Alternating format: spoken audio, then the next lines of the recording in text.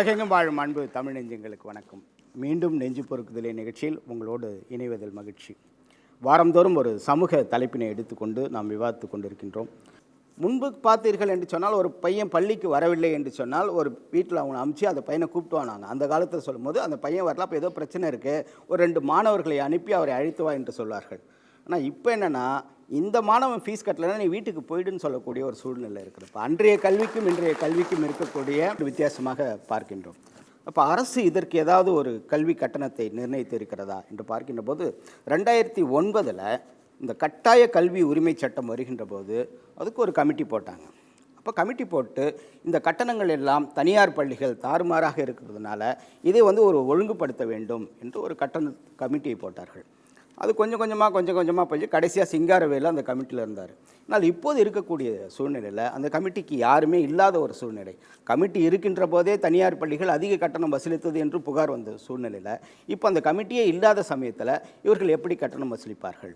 அப்போது பெற்றோர்களுடைய மிகப்பெரிய ஒரு குறைந்த சம்பளத்தில், ஏன்னா அவங்களுக்கு பாதி இது இந்த ஃபீஸ்லேயே போயிடுறதுனால அப்போ அவர்கள் என்ன செய்வார்கள் என்கின்ற ஒரு கேள்விக்குறியாக இருக்கிறது. அப்போ இதுக்கு நம்ம என்ன பண்ணணும்? ஆனால் தனியார் பள்ளிகள் அவர்களுடைய கோரிக்கை நீங்கள் பண்ணிங்கன்னா, சார் இவங்க அரசு நிர்ணயித்த கட்டணம் படி எங்களால் பள்ளிகள் நடத்த முடியாது, ஆசிரியருக்கு நாங்கள் சம்பளம் கொடுக்கணும் அப்படின்னு அவங்களுடைய இருக்கிறது. இதனுடைய உச்சகட்டமாக பார்ப்போம் என்று சொன்னால், கோவையில் இருக்கக்கூடிய சங்கீதா என்கின்ற பெண்மணி ஒரு ஏழை வாலிபரை திருமணம் செய்திருக்காங்க. ஒரு சமூகத்தையே எதிர்த்து திருமணம் செய்திருக்கிறார்கள். ஆனால் அதே பெண்மணி தன்னுடைய குழந்தைக்கு ஃபீஸ் கட்ட முடியலன்னு சொல்லிட்டு தற்கொலை செய்து கொள்ளக்கூடிய சூழ்நிலையை பார்க்குறோம். இது போன்ற பல தற்கொலைகள் இருக்கிறது. ஏன்னா ஒவ்வொருவருடைய கனவும் தன்னுடைய குழந்தையை படிக்க வைக்க வேண்டும் என்பதாக இருக்கிறது. ஆனால் அது முடிகிறதா என்று சொன்னால், இந்த மாதிரி கல்வி கட்டணம் உயர்வதனால அது சாத்தியமில்லாக இருக்கிறது. அப்போ இதற்கு என்ன தீர்வு என்பதை குறித்து தான் நாம் இன்றைக்கு விவாதிக்க இருக்கின்றோம். நம்முடைய நிகழ்ச்சிக்கு வந்திருக்கக்கூடிய சிறப்பு விருந்தினர்களை நான் உங்களுக்கு அறிமுகம் செய்து வைக்க விரும்புகின்றேன். தமிழ்நாடு மெட்ரிக் மற்றும் சிபிஎஸ்இ பள்ளிகளுடைய நலச்சங்கத்தினுடைய நிறுவனர் தலைவர் நம்முடைய வந்திருக்கின்றார். 20 ஆண்டுகளாக இதை வைத்து நடத்தி கொண்டிருக்கின்றார். திரு ஆனந்த் ஆறுமுகம் நம்முடைய வந்திருக்கின்றார். மிகச்சிறந்த கல்வியாளர் திரு மணியன் அவர்களும் நம்முடைய வந்திருக்கின்றார். வேலூரிலிருந்து பள்ளி நிர்வாகி, ஒரு அமைப்பினுடைய தலைவராகவும் இருக்கின்றார் திரு தெய்வ சிகாமணி அவர்கள் நம்முடைய வந்திருக்கின்றார். இந்த ஏழை மாணவர்கள் படிக்க முடியவில்லை, இந்த மாதிரி கல்லூரிகள் ஏதாவது இல்லை பள்ளிகள் ஏதாவது கட்டணம் அதிகமாக வசூலித்தால் அவர்களை எதிர்த்து குரல் கொடுக்கக்கூடியவராக இருக்கக்கூடிய மாணவர்கள் கல்வி உரிமைக்கான பெற்றோர் சங்கம் திரு வெங்கடேசன் அவர்கள் நம்முடைய இருக்கின்றார். கல்வியாளர் திரு சுகவனம் அவர்கள் நம்முடைய இருக்கின்றார். தனியார் பள்ளிகளினுடைய மாவட்ட செயலாளராக இருக்கக்கூடிய திரு நரேந்திரன் அவர்களும் நம்முடைய இருக்கின்றார். ஆகவே இதை குறித்து ஒரு ஆவணப்படம் இருக்கிறது. அந்த ஆவணப்படத்தை பார்த்துவிட்டு நாம் விவாதத்தை தொடரலாம்.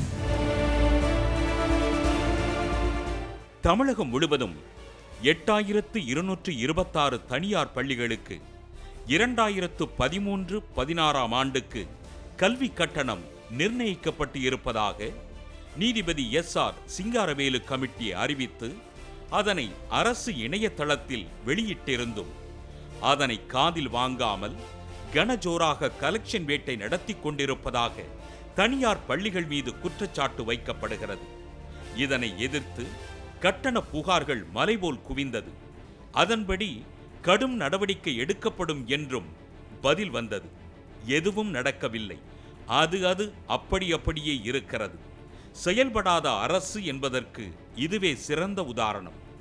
ஒரே வகுப்பு மாணவர்களை 2ஆக பிரித்து 2 வகை கட்டணம் நிர்ணயித்து 2 வகை படிப்பு சொல்லிக் கொடுக்கும் பள்ளிகளின் கட்டண வசூல் உத்தி உலகில் தமிழகத்தை தவிர வேறு எங்கும் கிடையாது. விருப்பம் 1, விருப்பம் 2 என்ற அடிப்படையில் அடையாறு பால வித்யா மந்திர் என்ற பள்ளியின் சாதனை இது. ஆனால் ஆசிரியர்களே இதற்கு எதிர்ப்பு தெரிவித்தது பாராட்டத்தக்கது. கண்டிப்பாக இது தடுக்கப்பட வேண்டிய ஒன்று. அடிப்படை வசதிகள், ஆசிரியர் ஊதியம் போன்ற செலவினங்களால் தவிர்க்க முடியாது என்பது பள்ளிகளின் கோரிக்கையாக இருக்கிறது. எது எப்படி இருந்தாலும் எதிர்கால தலைமுறைகளின் கல்வி என்பது ஆடுகளத்தில் உருளும் பந்தாக திசைக்கொருவரால் 8 திக்குகளிலும் எட்டி உதைக்கப்பட்டு கொண்டிருக்கிறது. ஆட்டத்தை சரியான வழியில் ஆடுவதற்காக உதிக்கப் போகும் ஒரு சிந்தனையில் அனைவரும் ஆறுதல் அடைவார்கள் என்பது சந்தேகமில்லை. இவ்வளவு அதிகமான கட்டணம் வசூலித்தாலும் ஏன் ஒரு தனியார் பள்ளிகளே அதிகம் நாடிக்கொண்டிருக்கிறார்கள் என்கின்ற ஒரு கேள்விக்குறி இருக்கிறது. இப்போ இந்த சிங்காரவேலு கமிட்டி நிர்ணயித்த கட்டணத்தை வசூலிக்கிறார்களா, இல்லை அதை விட அதிகமாக கட்டணத்தை வசூலிக்கிறார்களா? தனியார் பள்ளியில் படிக்கக்கூடிய மாணவர்களுக்காகவும் பெற்றோர்களுக்காகவும் கிடையாது. கல்வி முதலாளிகள் நல்ல லாபம் அடைகின்ற ஒரே காரணத்துக்காக தான் தோற்றுவிக்கப்பட்டது தான் இந்த சிங்காரவேலு ஆணையம். சிங்காரவேலு ஆணையம் தனியார் பள்ளிக்கூட முதலாளிகள்கிட்ட வரவு செலவு கணக்கை வச்சுக்கிட்டு கட்டணம் நிர்ணயிக்கிறாங்க. அதேபோல் ஒரு ஏழை மாணவன் கூலி விவசாயி மாணவன்கிட்ட வருவாய் செலவு என்ன என்று கேட்டு கட்டணம் இந்த ஆணையம் நிர்ணயிக்குதா? கிடையாது. இமயம் முதல் குமரி வரை ஒரே கட்டண கல்வி முறை வரணும் சார். சென்னையில் ஒரு எல்கேஜி மாணவனுக்கு 50,000மோ, கன்னியாகுமரியில் ஒரு மாணவனுக்கு 30,000மோ, திருச்சியில் ஒரு மாணவனுக்கு 30,000 வாங்குறாங்க. ஒரு பட்ஜெட் எதை வேணாலும் போட்டு குடும்பத்தில் பட்ஜெட் நடத்தலாம். ஆனால் கல்வி முறைக்குன்னு ஒரு பட்ஜெட் போட்டு குடும்பம் நடத்த முடியுமா? இந்த அரசாங்கம் இதுக்கு பதில் சொல்லணும் சார். சிங்காரவேலு கமிட்டி என்ன சொல்லுது? கட்டணம் எவ்வளோன்னு சொல்லிட்டு வெளில ஒட்டுங்க அப்படின்னு சொல்லுது. அது எந்த பள்ளியோ கல்லூரியோ அதை பின்பற்றது கிடையாது. தனியார் பள்ளிகள் வசூலிக்க வேண்டிய கல்வி கட்டணம் குறித்து 2009ஆம் ஆண்டில் மாண்புமிகு கலைஞர் அவர்கள் ஆட்சியில் இருந்த பொழுது நீதியரசர் கோவிந்தராஜன் அவர்கள் தலைமையில் அந்த கல்வி கட்டணம் வசூலிக்க வேண்டிய முறையை பற்றி ஒரு குழு அமைக்கப்பட்டது. அதன்படி கல்வி கட்டணம் தனியார் பள்ளியிலிருந்து எவ்வளவு வசூலிக்க வேண்டும் என்று முறைப்படுத்தப்பட்டது. அதற்கு பிறகு 2010ஆம் ஆண்டில் நீதியரசர் ரவிராஜன் பாண்டியன் தலைமையில் மற்றொரு குழு அமைக்கப்பட்டு அதன்படி வசூலிக்கப்பட்டு இருந்தது. அதன் பிறகு 2012ஆம் ஆண்டில் நீதியரசர் சிங்காரவேலர் தலைமையில் குழு அமைக்கப்பட்டு தனியார் பள்ளிகள் மற்றும் கல்லூரிகள் எவ்வளவு கட்டணங்கள் வசூலிக்க வேண்டும் என்று நிர்ணயம் செய்த பொழுதிலும் தனியார் பள்ளிகள் அந்த குழு நிர்ணயிக்கப்பட்ட கட்டணத்தை வசூலிக்கப்படவில்லை என்பதுதான் எங்களுடைய நிதர்சனமான உண்மை. அறிவிக்க பள்ளிகளை அறிவிக்காமையே டைரியில் அப்படியே 17ஆம் தேதி 3ஆம் மாதம் அனுப்பியிருக்காங்க பாருங்கள். திஸ் பேரண்ட்ஸ் மீட்டிங் போட்டு பேமெண்ட் கட்டுன்றாங்க. இவ்வளோ ரூபா கட்டுன்னு சொல்ல மாட்டேன்றாங்க.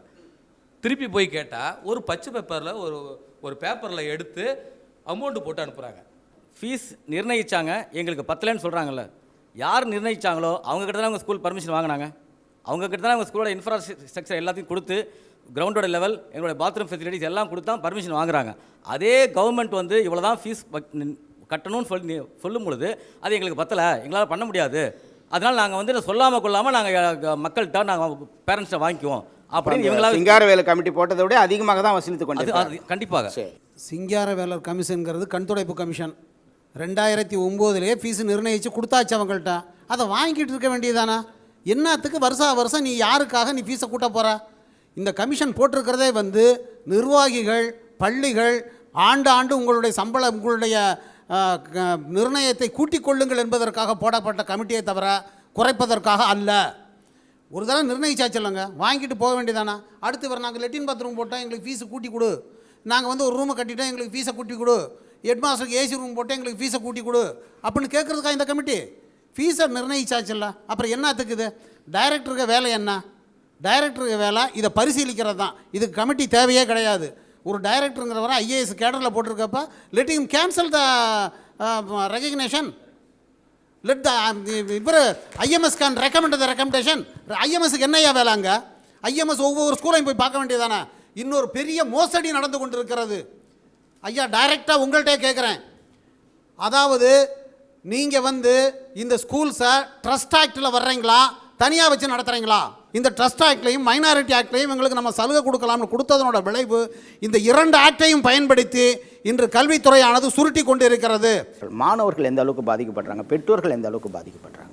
அரசு பள்ளியில் தான் நான் படித்தேன்.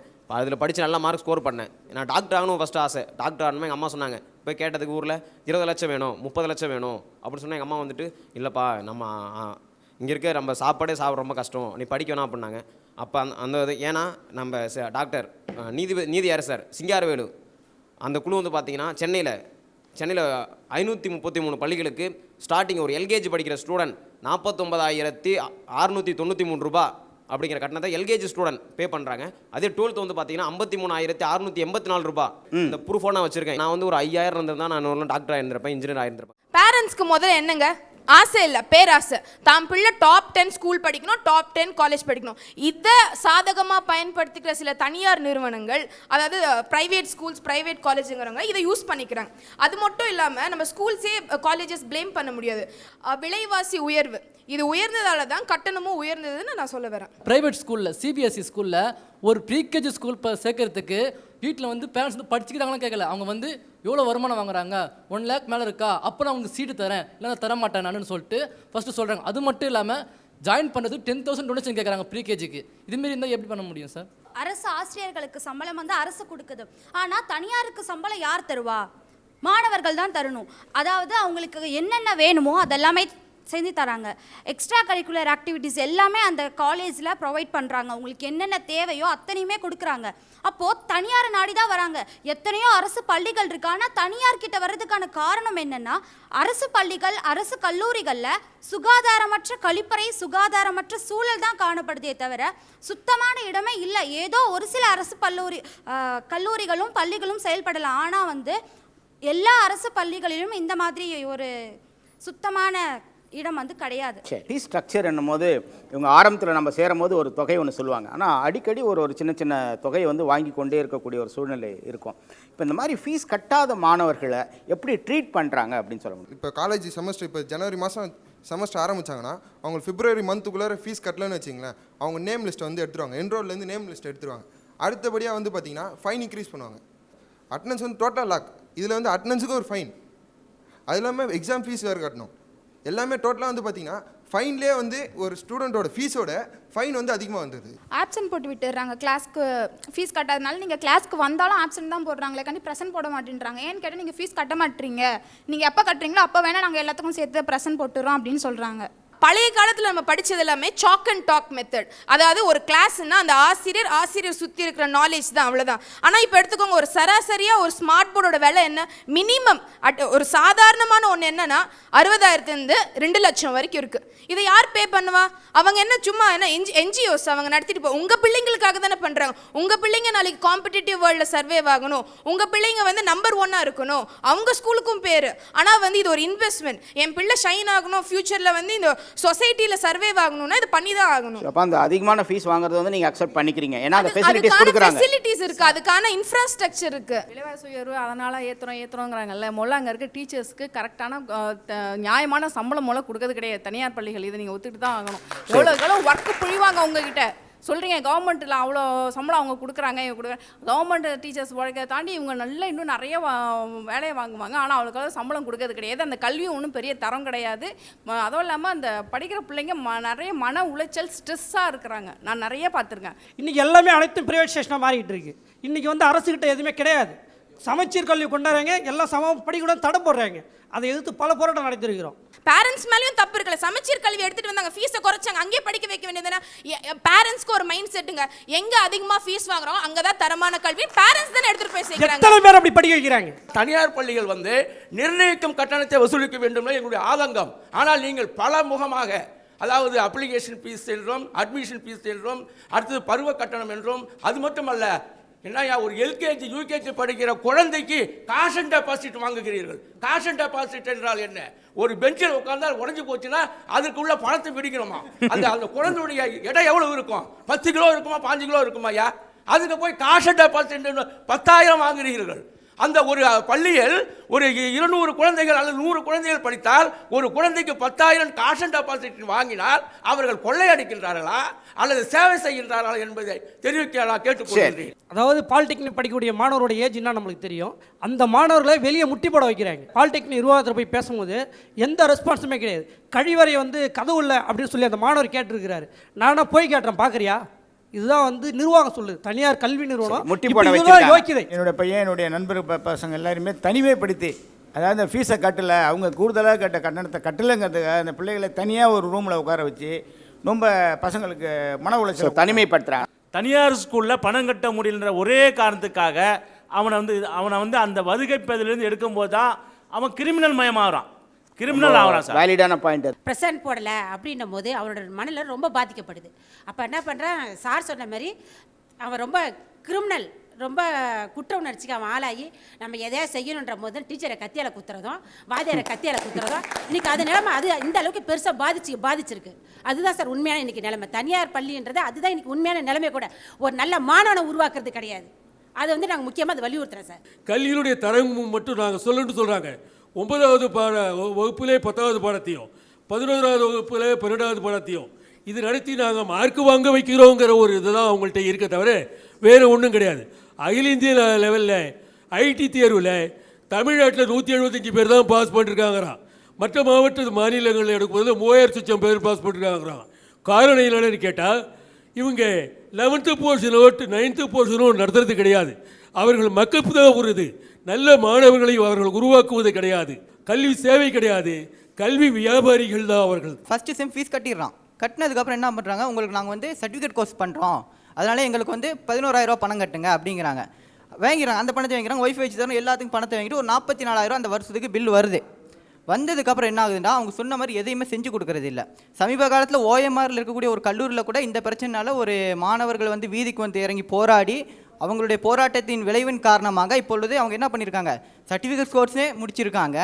அது மட்டும் இல்லாமல் அவங்களுக்கு சொன்ன மாதிரி என்னென்ன அடிப்படை வசதிகள் செய்து தரேன்னு சொன்னாங்களோ அனைத்து அடிப்படை வசதிகளும் கல்லூரி நிர்வாகத்தால் போராடி பெறப்பட்டிருக்கின்றது. சரி, திரு வெங்கடேசன் அவர்கள், இந்த கல்லூரிகள்லையும் பள்ளிகள்லையும் அதிக கட்டணம் வசூலிக்கிறாங்களே, இது வந்து சிங்காரவேலன் கமிட்டி நிர்ணயித்தபடி வசூலிக்கிறாங்களா இல்லை அதை விட அதிகமாக வசூலிக்கிறார்களா? என்ன பிரச்சனை நடந்து கொண்டு இருக்கிறது? சிங்காரவேலன் கமிட்டியில் கட்டண விகிதம் உத்தரவு போட்டு அதற்கு அடியில் மேற்கண்ட கட்டணங்களை தவிர எந்த ரூபத்திலாவது எந்த கட்டணமும் வசூலிக்கக்கூடாது. அப்படி வசூலித்தால் வயலேஷன் ஆஃப் ரூல்ஸ் ஆக்ட்னு போட்டிருக்கோம். நோட் புக்ஸுக்கு கூட அதில் எவ்வளவு அமௌண்ட் குறிச்சிருக்கோ புக்ஸுக்கும் வசூலிக்க சொல்கிறோம். இதுதான் அந்த உத்தரவு. இவங்க அதை பத்தலைங்கிறாங்க, அது வேறு விஷயம். ஆனால் பல ரூபங்களில் வசூலிக்கிறாங்க. ஒவ்வொரு பள்ளிகள்லேயும் ஸ்மார்ட் கிளாஸுக்கு, ஹிந்தி லெசனுக்கு, dance, yoga, skating, tour programme, LKG பொண்ணுக்கு ஹிந்து நியூஸ் பேப்பர் படிக்கணும், அது மாதம் மாதம் பணம் கட்டணும். அது ஒரு ஸ்கூலில் நடக்குது. அதுக்கு நாங்கள் பெரிய போராட்டம் பண்ணி அதை வேண்டான்னு சொல்லி ஃபீஸ் கமிட்டி போட்டு இதை போல் பல இனங்களில் வசூலிக்கிறாங்க. அது வசூலிக்கும் பொழுது அந்த சிங்காரவேலு கமிட்டிக்கும் போய் உத்தரவு போட்டும் அவர் ரீஃபண்ட் பண்ணுன்னு சொல்லி டைரக்டருக்கு போட்டும் சென்னையிலேயே பல இதெல்லாம் போராட்டங்கள்லாம் நடந்திருக்குது. அது வந்து ரீஃபண்ட் பண்ணல, அரசு நடவடிக்கை எடுக்கலை. அது என்ன காரணம் அப்படின்னாக்கா, அந்த ஆளுங்கட்சிக்கு நன்கொடை கொடுக்கறதுனால இவங்களை பற்றி எந்த நடவடிக்கையுமே அரசு எடுக்கிறது இல்லை, அரசு அதிகாரிகள் எடுக்கிறதே இல்லை. இதுதான் முக்கியமான உண்மை. இதுக்கு பிறகு எந்த நடவடிக்கை மக்கள் போராட்டம் நடத்த வேண்டியிருக்கு. தினசரி பேப்பரில் பார்த்துருப்பீங்க, நாங்கள் 5 வருஷமாக பேப்பரில் தொகுத்து பார்த்துருக்கோம்.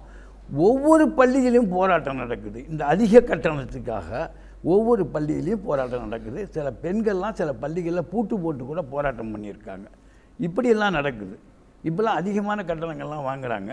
பட் வந்து இவங்க 5 வருஷத்துக்கு கணக்கை கொடுத்து ஆடிட்டர் ஆடிட் பண்ண கணக்கை கொடுத்து ஒத்துக்கிட்டு தான் சிங்காரவேலு உத்தரவு போடுறார். அது பத்தில் அப்படின்னா என்ன அர்த்தம்? It is meaningless. அது ரொம்ப சேவை மனப்பான்மையோடு செயல்படணும் அப்படிங்கிறது இது பெரிய பிஸ்னஸாக மாறிடுது.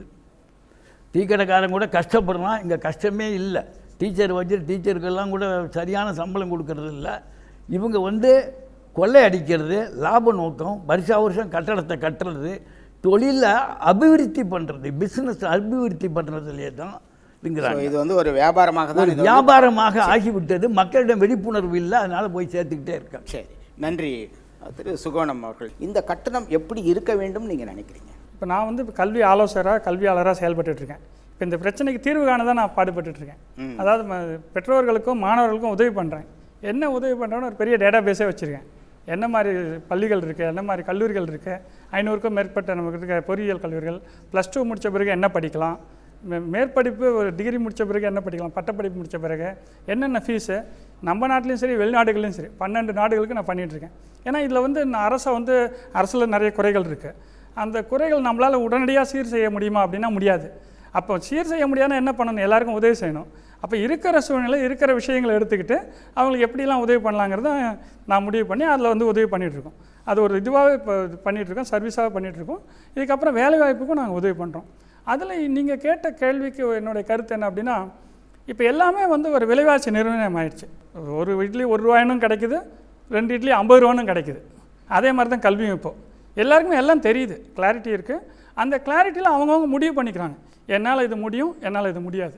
இந்த கிளாரிட்டி தவறி போகும்போது தான் சில முறை தற்கொலை பண்ணிக்கிறாங்க, பிரச்சனைகளை மாட்டிக்கிறாங்க.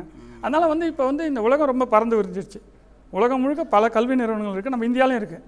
அந்த நிறுவனங்கள் வந்து பலவித கட்டணங்கள் இருக்குது. மாற்றங்கள் தேவை தான், குறைப்பு சில இடங்களில் தேவை, சில இடம் ரொம்ப அடாவடியாக கட்டணம் வசூலிக்கிறாங்க. அதெல்லாம் அதுக்கு சட்டங்கள் இருக்குது, கண்டிப்புகள் இருக்குது, எல்லாமே இருக்குது. இப்போ ஐயா சொன்ன மாதிரி அவங்க வந்து எதிர்ப்பு கண்டன கூட்டங்கள் தெரிவிக்கிறாங்க, அதுக்கு அந்த பேலன்ஸ் ஆகுது, சொசைட்டி வந்து பேலன்ஸ் ஆகுது. ஆனால் இதில் வந்து நான் சொல்கிற கருத்து என்னென்னா, நீங்கள் வந்து ஒரு உள்ளுணர்வோட பெற்றோர்களும் மாணவர்களும் சரியான விஷயங்களை தேர்ந்தெடுங்க. இன்றைக்கி தகவல்கள் கொட்டி கிடக்கு, இன்டர்நெட்டில் போனால், வாட்ஸ்அப்பில் போனால், ஃபேஸ்புக்கில் போனால், எங்கே போனாலும் உங்களுக்கு தகவல்கள் கொட்டி கிடக்கு. அதனால் அலசி ஆராயுங்கள். எங்களை போன்ற ஆலோசனை நீங்கள் அணுகலாம். ஏன்னா நாங்கள் அதுக்கு தான் உதவி பண்ணுறோம். எல்லாருக்கும் எல்லாரையும் பார்க்க முடியாது. இப்போ அமெரிக்காவில் மட்டும் 3000 கல்வி நிறுவனங்கள் இருக்குது, அதை பற்றி தகவல் இருக்குது. வெளிநாட்டு கட்டணத்தை விட இந்தியாவில் வந்து கட்டணம் கம்மின்றாங்க, இல்லை இந்தியா அதோட அதிகமாக இருக்கிறதா? சில இடங்களில் நான் வந்து உதாரணத்துக்கு சொல்லுவேன், தனியார் மருத்துவக் கல்லூரிகள் இந்திய கட்டணம் வெளிநாட்டு கட்டணத்தோட அதிகமாக இருக்குது. 1 கோடி அது போன்று வசூலிக்கிறாங்க, 75 லட்சம் வசூலிக்கிறாங்க. உலகளாவிய நாடுகள்லேயே, பிலிப்பைன்ஸில், ரஷ்யாவில் பல நாடுகளுக்கு நாங்கள் உதவி பண்ணுறோம். அங்கே பார்த்தீங்கன்னா வருஷத்துக்கு 5 லட்சம், 30 லட்சத்தில் வெளிநாட்டு தரமுள்ள உலகத்தரம் வாய்ந்த கல்வியை வாங்கிட்டு வந்துடுறோம். அப்போ என்னை பொறுத்த வரைக்கும் சென்றிடுவர் 8 திக்கும் கலைச்செல்வங்கள் யாவும் கொண்டதுங்க சேர்ப்பு. இந்த உலகத்தையோ சின்ன குடும்பமாக பார்க்குறோம் நாங்கள். அதில் வந்து எல்லா விதத்துலையும் உதவி பண்ணணும். நம்மளுக்கு என்னென்ன பிரச்சனையும் குறைக்கணும். நீங்கள் சொல்லுமா குறைந்த முதலீட்டில் நிறைந்த லாபம் வரணும், அதுதான் எல்லாம். கல்வியும் அப்படி தான் ஆயிடுச்சு. சரி சுகுணம், நன்றி. திரு நரேந்திரன் அவர்கள், நீங்கள் ட்ரஸ்ட் ஆக்டில் தான் பர்மிஷன் வாங்குறீங்க, உங்களுக்கான நிறைய வரி விலக்குகள் இருக்கிறது.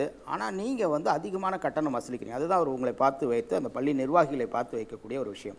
நீங்கள் ஒரு பள்ளி நிர்வாகியாகவும் இருக்கிறீங்க, ஒரு அசோசியேஷனுடைய துணை தலைவராகவும் இருக்கீங்க. உண்மையாலுமே சிரமம் இருக்குதா பள்ளி நடத்தல? இந்த ஃபீஸ் உங்களுக்கு போகலையா? சிங்காரவேலன் கமிட்டி அமைச்சா அந்த ஃபீஸ் வந்து உங்களுக்கு பத்தலையா? சொல்லுங்கள் ஐயா. நான் ஏற்கனவே ஒரு 20 ஆண்டுகள் வந்து ஒரு பள்ளிக்கூடத்தில் வந்து ஆசிரியராக வந்துக்கிறேன், முதல்வராக இருந்துக்கிறேன். எனக்கு எல்லா நெளிவு சுழிகள் எல்லாமே எல்லாமே எனக்கு தெரியும். இப்போ சமீப காலமாக ஒரு 6 ஆண்டு காலமாக வந்து பள்ளிக்கூடம் நடத்தினுக்கிறேன். முதல்ல நினச்சேன் எல்லாம் நடத்தி இது மாதிரி பண்ணால் நல்லா, இது ஒரு நம்மளுக்கு அங்கே இருந்தோம், ஒரு கல்வி சேவை செய்யணும், இது ஒரு ஆத்ம திருப்திக்கோசம் செய்யலாம் அப்படின்ட்டு தான் இங்கே வந்தோம். ஆனால் முதல்ல ஒரு 2-3 வருடம் நான் பட்ட கஷ்டம் கொஞ்சம் கிடையாது. எல்லாருமே சொல்லலாம், ஸ்கூலுக்காரங்க என்னாவே கொள்ளடிக்கிறாங்க, எக்கச்சக்கமாக வருது, இவ்வளோ பேர் இருக்கிறான், இவ்வளோ அமௌண்ட் வந்து அப்படின்னு சொல்கிறாங்களே ஒழியோ அதுக்கான செலவுகளில் எவ்வளோ ஆகுது, என்னென்ன பண்ணுறாங்கன்னு தெரில. அதாவது 100% பள்ளிகள் இருக்குது சொன்னால் 20% பள்ளிகள் அவங்க சொல்கிறதெல்லாம் நடக்குது, இல்லைன்னு சொல்ல. ஆனால் மீதி 80% பள்ளிகள் எல்லாமே எல்லாம் நொடிஞ்சு போய் விற்று போட்டு நகை நட்டு எல்லாமே கொடுத்துட்டு இன்றைக்கி டிஸ்ட்ரிக்டாக வந்து ஃபைனான்ஸ் வேணுமான்னு சொல்லி ஒரு ஃபைனான்சியர்களே வந்து அவங்ககிட்ட வாங்குகிற நிலைமைக்கு எல்லா நிர்வாகிகளாம் இருக்கிறாங்க. இவங்க சொல்கிறாங்க வந்து இது மாதிரி வந்து இப்படி நிற்க வைக்கிறாங்க, அப்படி நிற்க வைக்கிறாங்க குழந்தைங்கன்னு. ஒரு சில இடங்களில் நடக்கும் சார், இல்லைன்னு சொல்ல. நான் அந்த மாதிரி பள்ளிக்கூடங்களை நீங்கள் ஏன் சேர்க்குறீங்க? நல்ல பள்ளிக்கூடங்களாக இருக்குது சார், குறைவான பள்ளிக்கூடங்கள் நிறைய சொல்லிக் கொடுக்குற பள்ளிக்கூடங்களாக இருக்குது. ஆனால் அவங்கள நம்புறது கிடையாது சார் பெற்றோர்கள். எங்கே அதிகமாக பணம் வாங்குறாங்களோ அங்கே நிறைய நம்ம சொல்லிக் கொடுக்குறாங்க, பெருமையாக சொல்லிக்கணும் குழந்தைங்கள, இப்படிலாம் நடத்துகிறாங்க, இப்படியெல்லாம் எங்கள் பிள்ளைகள் இருக்குது அப்படின்னு சொல்லி சின்ன ஸ்கூலில் நம்புறது கிடையாது. ஏன் எவ்வளோ கவர்மெண்ட் ஸ்கூலில், ஏன் பக்கத்தில் எவ்வளோ ஸ்கூலில் நீங்கள் வந்து அதிகமாக வாங்குகிற பள்ளிக்கூடத்தை ரிஜெக்ட் பண்ணுங்க. நீங்கள் அங்கே பண்ணி பாருங்கள் மொத்த பேருமா, அப்புறம் ஏன் அந்த பள்ளிக்கூடம் வந்து அதிகமான ஃபீஸ் வாங்குறாங்க? நீங்கள் அதை செய்ய மாட்டேன்றீங்க. அவங்களே குறை சொல்லியிருந்தா இது தீர்வு ஆகாது சார். நம்ம இது மாதிரி உட்காந்து பேசிட்டு தான் இருக்கோம், அது ஒன்றும் செய்ய முடியாது. நம்ம நீங்கள் கூட சொன்னீங்க நல்ல கல்வி தரேன்டா, சில ஸ்கூலை வச்சு எல்லாம் பேசக்கூடாது சார். அதிகமான மெஜாரிட்டி வந்து 80% ஸ்கூல் தனியார் பள்ளிகள் ரொம்ப நொடிஞ்சு போய் தான் இருக்கிறாங்க. சிங்காரவேலு கமிட்டி போட்டுக்கிற ஃபீஸ் எல்லாம் வந்து பெரிய நீங்கள் அதிக கட்டணம் சொல்கிறீங்க, அதில் எனக்கு உடம்பாடு கிடையாது சார். எங்கள் மாநில பொதுச்செயலாளர் கூட சொல்கிறார், கம்மி ஃபீஸ் இருக்குது ரைட்டு, அதிகமான கட்டணம் வாங்கினவங்களை வந்து அவங்கள அரசாங்கம் கண்டிக்கணும் அப்படின்னு தான் நாங்களும் சொல்லிக்கிறோம். அவங்களுக்கு நாங்கள் உடனடியாக நாங்கள் எதுவுமே செய்யல, அவங்களுக்கு கூட ஒத்து வர்றது கிடையாது. அதனால் பெற்றோர்களும் சரி நம்மளும் சரி எல்லாருமே சேர்ந்து யோசித்து எது நியாயம் பேசிட்டு இருந்தால் இது கண்டிப்பாக இதுக்கு ஒரு சொல்யூஷன் வராது சார். அது இல்லாமல் நீங்கள் ஒன்று சொன்னீங்க, இந்த மாதிரி வீடு விற்று தான் இந்த மாதிரிலாம் வந்து வீடு கட்ட சொல்லுங்க. நல்ல கல்வி கொடுத்து அந்த குழந்தைய படிக்க வச்சுன்னா ஒரு வீடு இல்லை சார் போனது, 100 வீடு அந்த பையனால் உருவாக்க முடியும் நல்ல சொல்லி வாய்ப்பு நிறைய சார். நன்றி. இப்போ இவர் சொல்கிற மாதிரி உண்மையாகவே இவங்க வந்து கடன் வாங்கி தான் அந்த ஸ்கூலு நொடிந்து போய் கூட இருக்க அளவு இருக்கா? இல்லை, ஒரு சில பள்ளிகள் இப்படி இருக்கலாம், எல்லா பள்ளிகளும் அப்படி இருக்குன்னு நம்ம சொல்ல முடியாது. ஏன்னா நான் படித்தது ஐசிஎஸ்சி, சிபிஎஸ்சியோட டஃப்பானது. 88 89 படித்தேன். அதை என் தகப்பனாரும் என் தாயும் சேர்த்ததுனால நான் படித்தேன். எனக்கு 7 லாங்குவேஜ் தெரியும். என் பிள்ளைகள் அப்படி இருக்கணும்னு நான் ஆசைப்பட்றேன். அதுக்காக நான் கொண்டு போய் சேர்க்கணுன்னா ஒரு நல்ல தரமான ஸ்கூலை பார்த்து நான் செலக்ட் பண்ணி சேர்க்கணும். எல்லா ஸ்கூல்லையுமே ஃப்ரீ எஜுகேஷன்ஸும் இருக்குது. +1 +2லாம் வந்து ஃப்ரீயாக தான் சில இதெல்லாம் கொடுக்குறாங்க. 50% வாங்கிக்கிறாங்க. எல்லா இதுவுமே இருக்குது. இவங்களுக்கு தெரியல. அதெல்லாம் பள்ளிக்கூடத்தில் வந்து சேர்க்கறதுக்கு முன்னாடி வந்து அவங்க யோசிக்கிறது கிடையாது. வந்து சேர்த்ததுக்கு அப்புறம் கொள்ளைக்காரங்களா பார்க்குறாங்க. கட்டணம் அதிகமாக வாங்குறதுக்கு நாங்கள் தரமான கல்வி தரேன்றாங்க. தரமான கல்வினா என்ன சார்? 1வது படிக்கிற மாணவனுக்கு நீச்சல் போட்டி, 1வது படிக்கிற மாணவனுக்கு எதுக்கு நீச்சல் போட்டி? அவன் நீச்சல் அடிக்க தெரியாது, சாவுறான். இப்போ இருக்கிற கட்டமைப்பில் சார் கல்வி முறையை மாற்றுது சார். அனைவருக்கும் பெரும்பான்மையான உழைக்கும் மக்களுக்கான கல்வி என்னைக்கு மாறுதோ அன்னைக்கு தான் இந்த சமுதாயம் விடுதலை அடையும் சார். ஒவ்வொரு பள்ளி கல்லூரிகளும் கந்து வட்டியை ஒழிச்சிட்டோம் அப்படின்னு அரசு சொல்லுது. ஆனால் ஒவ்வொரு கல்லூரிகள்லையும் இன்னைக்கு வசூல் பண்ணிட்டு இருக்காங்க. மீட்டர் வட்டி அந்த வட்டின்னு சொல்கிறது மாதிரி இன்னைக்கு கல்லூரிகளில் வசூல் பண்ணிட்டு, இதை நிறுத்தணுங்க முதல்ல. இதெல்லாம் வந்து நீங்கள் வந்து ஒரு கமிட்டி, கவர்மெண்ட் அமைச்ச ஒரு கமிட்டியில் வந்து சப்மிட் பண்ணி தானே உங்களுக்கு வந்து ஃபீஸ் ஃபிக்ஸ் பண்ணுறாங்க. நீங்கள் கொடுக்குற கணக்கை அவங்க வந்து கமிட்டியில் அனலைஸ் பண்ணி தானே உங்களுக்கு ஃபீஸ் ஃபிக்ஸ் பண்ணுறாங்க. அதை ஒத்துட்டு தானே கையெழுத்து போட்டு நீங்கள் வரீங்க. வந்து எனக்கு பத்தலை, நாங்கள் அது பண்ணுறோம் இது பண்ணுறோன்னு சொன்னால் எப்படி நாங்கள் கட்ட முடியும்? 100க்கு 90% பள்ளிகள் வந்து கட்டண கொள்ளை அடிக்கிறது நிதர்சன உண்மை சார். ஏன்னா 10% பள்ளிகள் வேணால் சொல்கிற மாதிரி சேவை பண்ணியிருக்கா வேணால் சொல்லலாம்.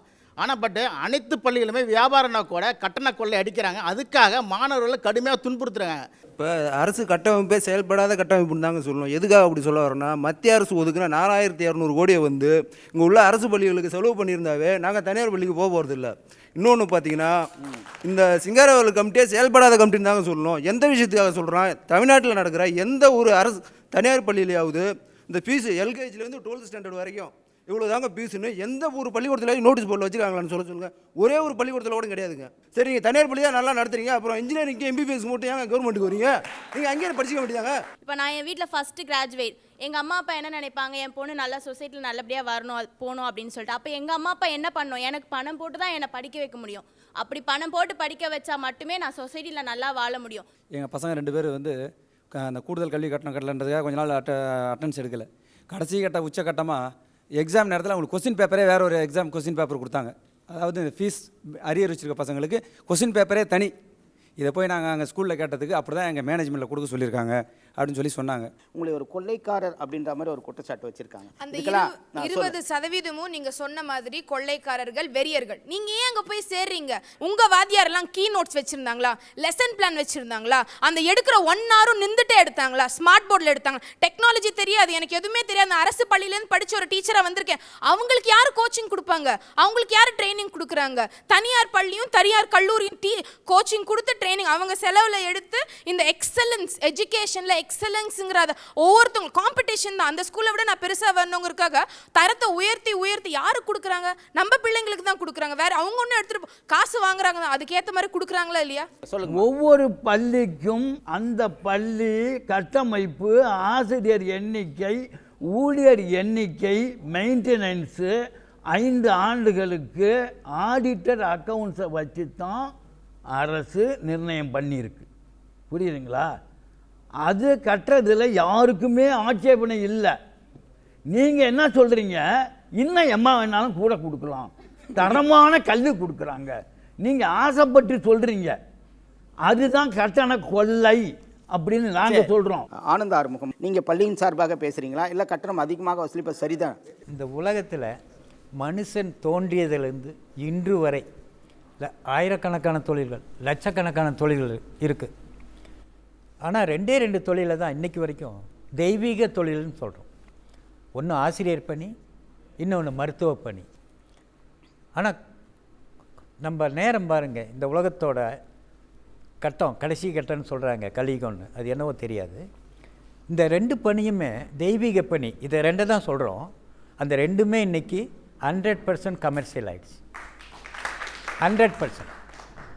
ஆனால் அதை நம்ம முழுசுமே எடுத்துக்கக்கூடாது.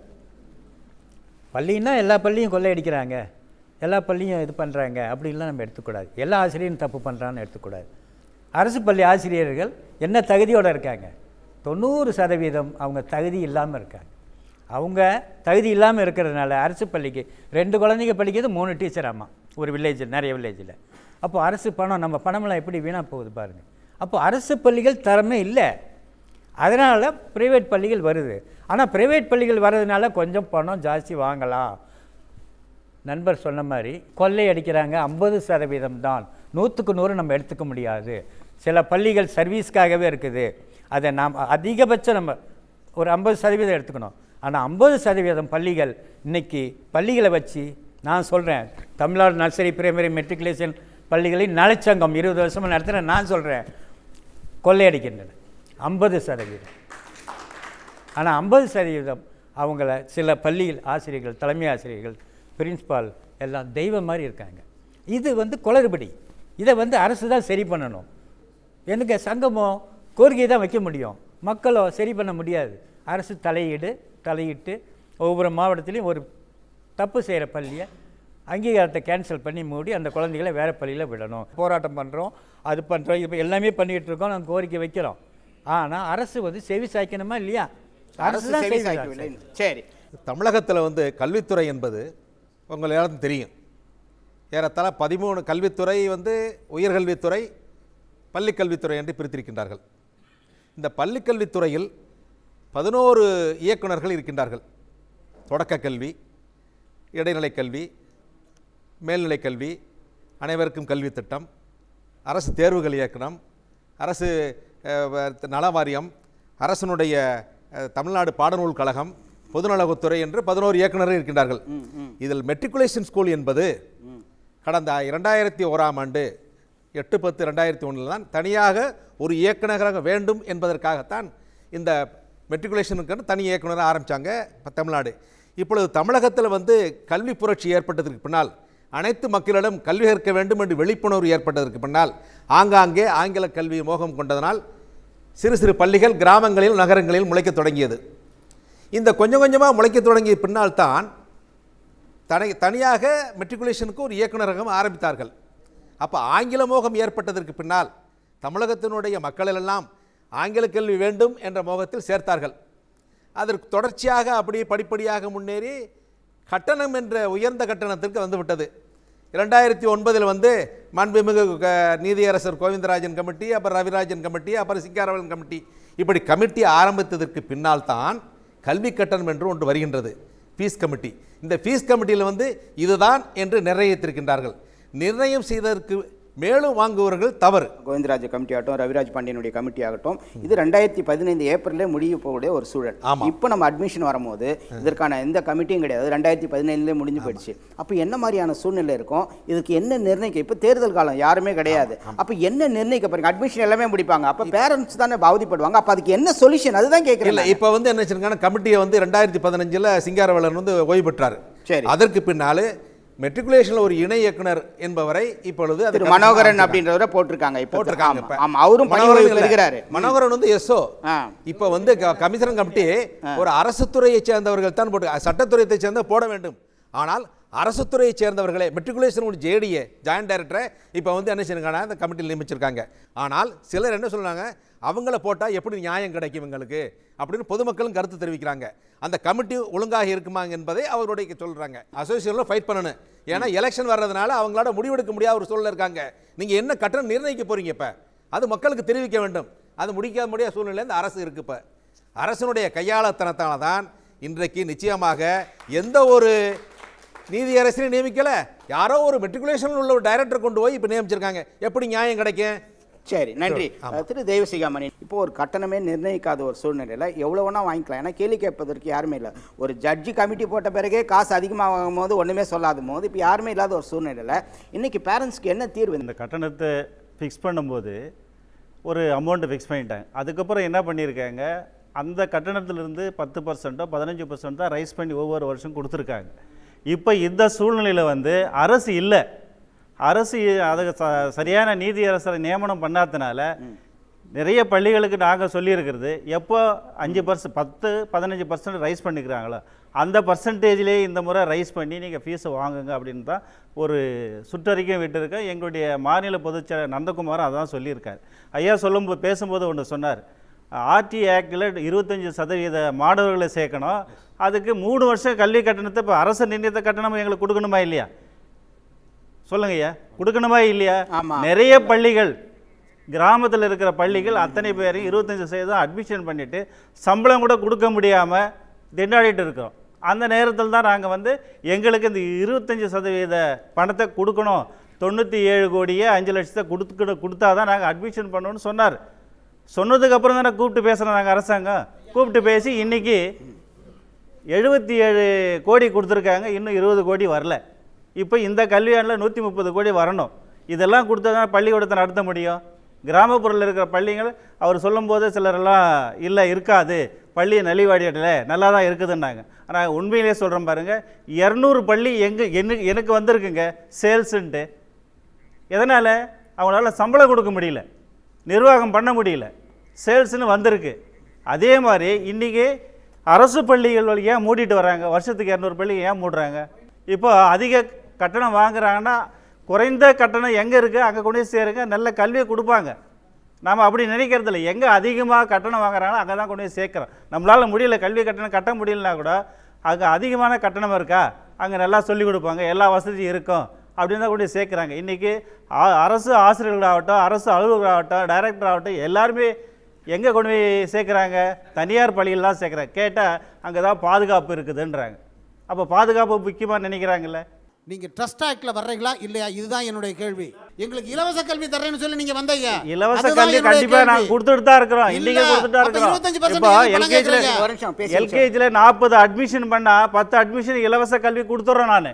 சார் இவர் பாதுகாப்பு இருக்குது. என்ன சார் பாதுகாப்பு இருக்குது?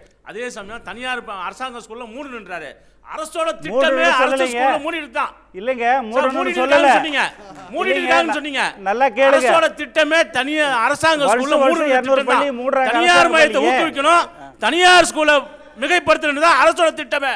ஒரே ஒரு இடத்துல மட்டும் ஒரு டிவியை வச்சுக்க வேண்டியது, ஒரே ஒரு வகுப்பில் மட்டும் ஒரு ஸ்மார்ட் போர்டு வச்சுக்கிறது. ஆனால் எல்லா வகுப்புலையும் அப்படி இருக்கிற மாதிரி ஒரு மாயை காட்டுக்கு சம்பளத்தை வாங்குறீங்களே, இது ஏன் நீங்கள் கட்டுப்படுத்த மாட்டேன்றீங்க இந்த தனியார் பள்ளி சங்கத்தின் சார்பாக? ஐயா, நீங்கள் சொல்கிறத நாங்கள் எல்லா பள்ளிக்குமே சொல்லியிருக்கோம். ஏதாவது இன்ஃப்ராஸ்ட்ரக்சர்லேருந்து டெக்னிக்காக என்னென்ன பண்ணுறோமோ அத்தனையும் இருந்தால் தான் நீங்கள் இந்த கட்டணத்தை வாங்கணும், இல்லைன்னா வாங்கக்கூடாது. நாங்கள் தீர்க்கமான ஒரு முடிவாக தான் எல்லா பள்ளி நிர்வாகிகளும் சொல்கிறோம்.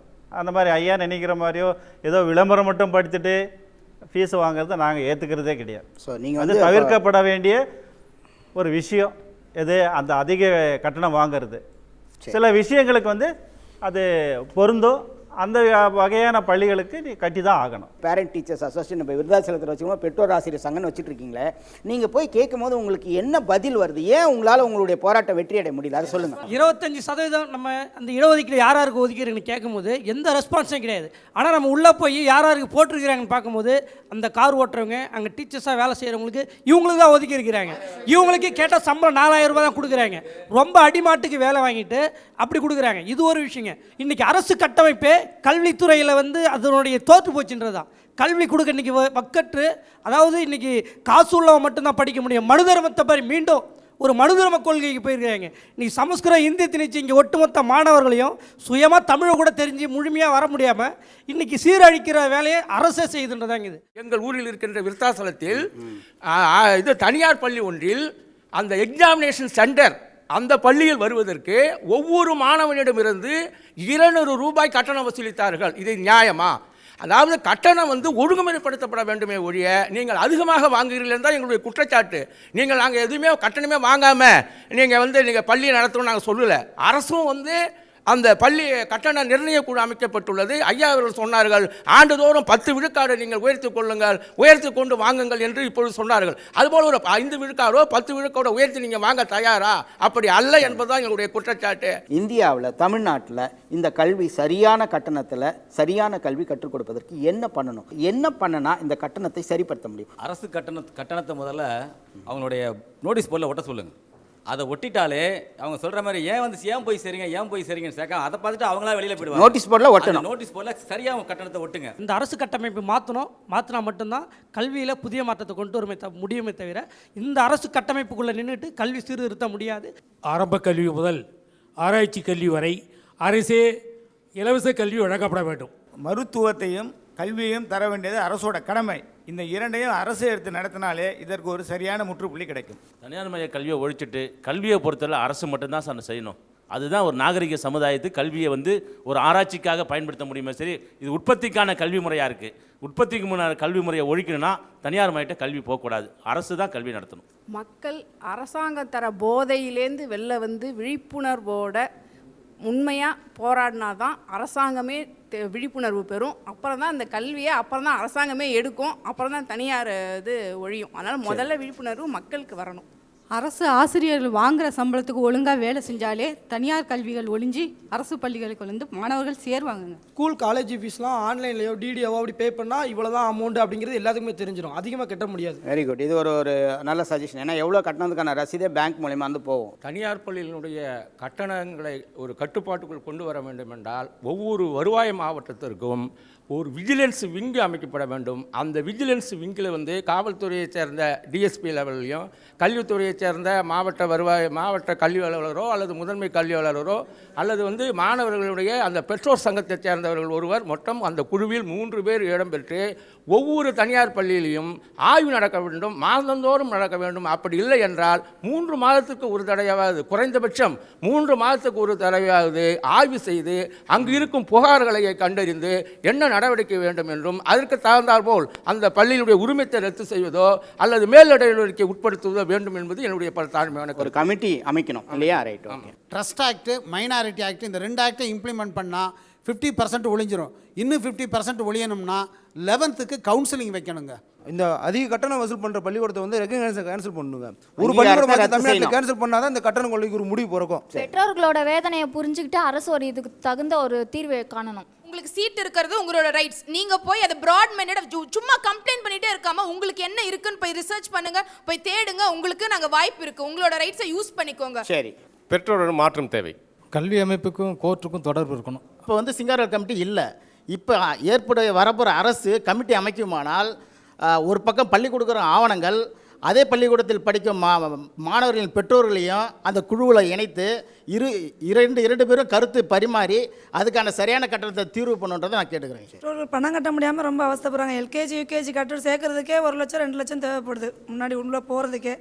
அப்போ அதை பண்ணும்போது இப்போ என்ன பண்ண, இப்போ பிள்ளைங்க அடுத்த ஒரு பிள்ளை இப்போ வேணுமா வேண்டாமான்ற பெற்றோர்கள் யோசிக்கிற நிலைமைக்கு வந்தாச்சு. பேரண்ட்ஸ் ஃபஸ்ட்டு நம்மளால் ஃபீஸ் பே பண்ண முடியுமா அப்படின்றத தீர்மானிச்சுட்டு பிள்ளைங்களை சேர்க்கணும். அப்படிலாம் சேர்க்காம அவங்க கவர்மெண்ட் ஸ்கூலில் போய் சேர்த்துக்கணும். சரி. தரமான பள்ளிகள்லையும் கல்லூரிகளையும் போய் சேர்க்கணும். கவர்மெண்ட் ஸ்கூல் டெவலப் ஆகணும் சார். இப்போ இருக்கிற பேரண்ட்ஸ் கிட்ட இருக்கிற பேராசையெல்லாம் இது பண்ணிட்டாலே அந்த மாதிரி ஒரு சுச்சுவேஷன் வராது. பக்கத்து ஸ்டேட்டில் உள்ள மாணவர்களோ தொழில் இங்கே செய்யறதுக்கு நம்ம இடம் கொடுக்குறோம். அந்த காம்படிஷன் மனசில் வச்சு பிள்ளைகளை கரெக்டான ஸ்கூலில் சேர்த்து கரெக்டான ஃபீஸ் கட்டி அவங்க மேம்படுத்துக்கு தான் நம்மளோட தொலைநோக்கு பார்வையாக இருக்கணும். இதுக்கு அரசியல்வாதிகளை கொண்டு ரெக்கமெண்டேஷன் கேட்குறது தப்பு. அரசு நடத்துகின்ற மதுபான அதை தவிர்த்து அது கல்வியை எடுத்து நடத்தினா கண்டிப்பாக இதுக்கு ஒரு மாற்றம் கண்டிப்பாக வரும். மக்களிடம் சென்று அரசாங்கம் விழிப்புணர்வு ஏற்படுத்த வேண்டும். தனியார் பள்ளி நிறுவனங்கள் அரசு நிர்ணயித்த கட்டணத்தை விட அதிகமாக வசூல் செய்தால் அந்த கல்வி நிறுவனங்கள் பற்றி புகார் அளிக்க அரசு ஒரு தனியாக ஒரு மையத்தை அமைத்து அதற்கென ஒரு புகார் அளிப்பதற்கென ஒரு தனியாக ஒரு தொலைபேசி எண்ணை அறிவிக்க வேண்டும். அரசாங்கமே 2 பேரும் பாதிக்கப்படாத வகையில் ஒரே மாதிரியான கல்வி கட்டணத்தை நிர்ணயிக்கணுன்றது என்னோட. இந்த பெற்றோர் சங்கங்கள் என்ன பண்ணலாம், இந்த எல்லா பள்ளிகளையும் எடுத்து எந்த பள்ளிகள் இப்படி இந்த மாதிரி பண்ணுதுன்னு ஒரு லிஸ்ட்டு தயாரிக்கலாம். லிஸ்ட்டு தயாரித்து அதை அறிக்கையாக வெளியிடலாம். அது சர்க்குலேட் பண்ணிக்கலாம், இன்டர்நெட்டில் பப்ளிஷ் பண்ணலாம். அந்த மாதிரி விழிப்புணர்வு ஏற்படுத்தினா இது இந்த மாதிரி பிரச்சனைகள் குறையும் அப்படின்னு தோன்றுறது. அரசாங்கம் இந்த டாஸ்மாக் கடை எடுத்து நடத்துறத இந்த கல்வியை எடுத்து எல்லாத்தையும் அரசு மயமாக்கி நடத்துனாக்கா எந்த பிரச்சனையும் வராது. இலவச கல்வின்னு போட்டாக்கா முடிஞ்சு போயிடும். 1. 2வது, பெற்றோர்களுக்கு விழிப்புணர்வு ஏற்பட வேண்டும். ஆங்கில மோகத்திலிருந்து விடுபட்டு அந்த தமிழ் மோகத்தில் அவர்கள் ஈடுபாடு கொள்ள வேண்டும். அதே சமயத்தில் மாணவர்களுக்கு அரசு பள்ளி கசைக்கிறது, தனியார் பள்ளி இனிக்கிறது, இப்படி ஒரு மாயை போச்சு. ஆனால் இந்த இது 12வது வரலையும் தனியார் பள்ளியில் படிச்சுட்டு உயர்கல்விக்கு போகும்போது மட்டும் அரசு பள்ளிக்கு போகிறாங்க. அது ஏன் வந்து இது போகிறாங்க, வேறு ப்ரைவேட் இதுக்கு போக மாட்டேங்கிறாங்க. அப்போ அரசு பல்கலைக்கழகங்களுக்கு மட்டும் அவங்க தேர்ந்தெடுக்கிறாங்க. அது நல்லா இருக்குன்னு தேர்ந்தெடுக்கிறாங்க, பணம் குறைச்சலாக இருக்குங்கிறாங்க.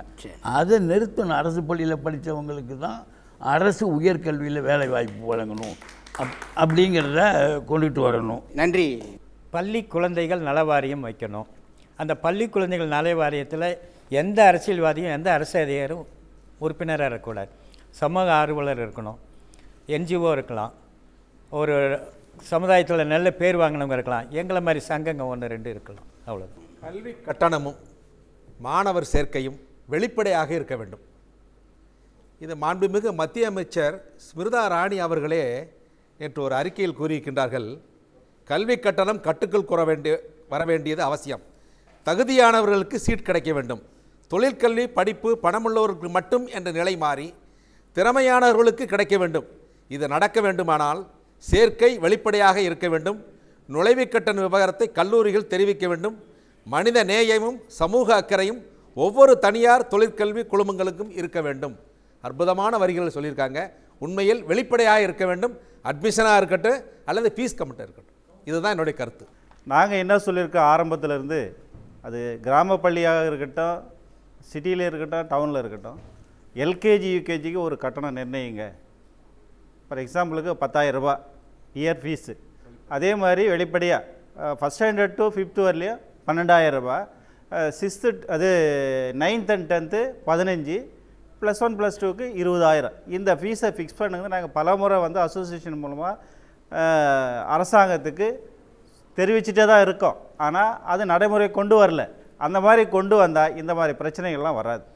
ஏன் இன்ஜினியரிங் காலேஜில் எப்படி ஃபீஸ் ஃபிக்ஸ் பண்ணியிருக்காங்களோ அந்த மாதிரி ஃபிக்ஸ் பண்ண இந்த பிரச்சனையே வராது. இவங்க ஏன் கொள்ளைன்னு சொல்ல போகிறாங்க? அது அரசாங்கம் ஏற்படுத்தணும். நன்றி.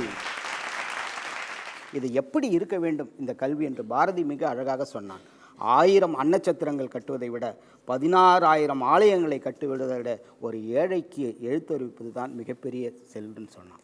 ஆகவே இந்த ஏழைக்கு எழுத்தறிவிப்பது என்பது தான் ஒரு மிகப்பெரிய தொண்டு என்று நினைத்து கொள்ள வேண்டும். பாரதிதாசன் சொன்னான், ஏழை பிள்ளைகளுக்கு கல்வி மறுக்கப்படும் என்று சொன்னால் நாம் வெட்கி தலை குனிய வேண்டும் என்று சொன்னார். உங்களுடைய மனதில் மாற்றம் வரும். அப்துல் கலாம் எந்த ஒரு தனியார் பள்ளியிலும் படிக்கவில்லை, அரசு பள்ளியில் தான் படித்தார் என்பதை நினைவு வைத்துக் கொள்ளுங்கள்.